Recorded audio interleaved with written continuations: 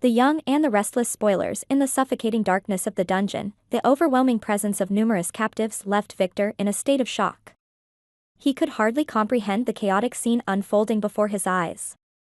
The air was thick with tension, as though the very walls of the prison were closing in on him.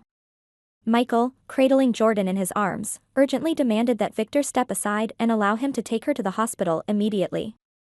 Jordan's frail form appeared lifeless, her face ashen under the dim flicker of the dungeon's lights. Michael's voice was frantic, desperation seeping through each word as he pleaded with Victor. "Get out of the way, Victor. She needs medical attention right now." But Victor, resolute and unyielding, blocked Michael's path. He brandished a gun, his grip firm and his expression menacing.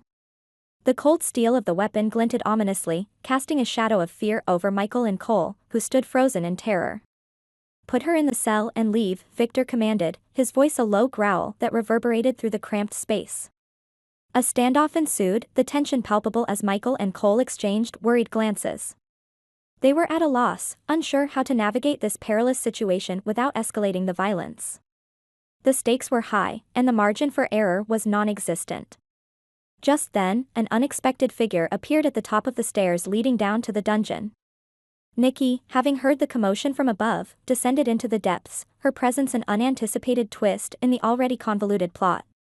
She reached the bottom of the stairs, her eyes widening in horror as she took in the scene before her.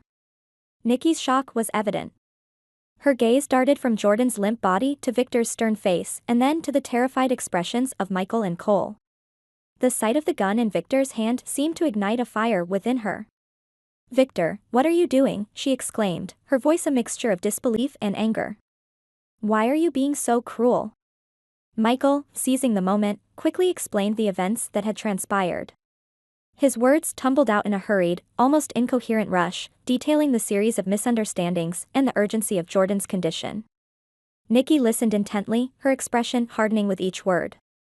"Victor," she began, her voice steady but laden with disappointment, "Jordan may have done wrong, but it's the law's place to judge and punish her, not yours. You can't treat her like this. She's suffering enough as it is." Victor, cornered by Nikki's accusations and the collective fear of those around him, felt his resolve waver. His anger simmered beneath the surface, but he was acutely aware of the precariousness of his position. The weight of Nikki's reproach bore down on him, leaving him feeling both enraged and helpless. Michael, sensing Victor's hesitation, took advantage of the momentary lapse. He edged forward, careful not to provoke Victor further, and with a swift movement, he carried Jordan past him and towards the exit. Cole followed closely behind, his eyes never leaving Victor's gun. Victor's shoulders slumped in defeat as he watched them go. He had lost this battle, his authority undermined and his plans thwarted. The gun, once a symbol of his control, now felt heavy and useless in his hand. Nikki's gaze lingered on Victor, a mixture of sorrow and disappointment etched across her face.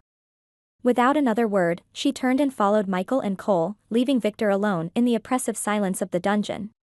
Michael carefully placed Jordan in the back seat of his car, his hands trembling as he fastened her seatbelt. He then hurried to the driver's seat, glancing briefly at Cole before starting the engine and speeding towards the hospital. The tension that had gripped him moments earlier slowly began to ebb away, replaced by a determined focus on Jordan's survival. Victor remained in the dungeon, the weight of his defeat pressing down on him. He was left to grapple with his own actions and the bitter realization that he had lost the respect of those he once held sway over. The dungeon, once a place of his dominance, now felt like a prison of his own making. As the car sped away, Michael couldn't help but feel a sense of triumph. Victor's reign of terror had been momentarily halted, and Jordan was on her way to getting the help she desperately needed. The road ahead was uncertain, but for now, they had managed to escape the clutches of a man consumed by his own darkness. Nikki, sitting in the passenger seat, stared out the window, her thoughts a whirlwind of conflicting emotions. She had seen a side of Victor that she hoped she would never have to confront again. The man she once admired had shown a capacity for cruelty that she could not reconcile with her memories of him.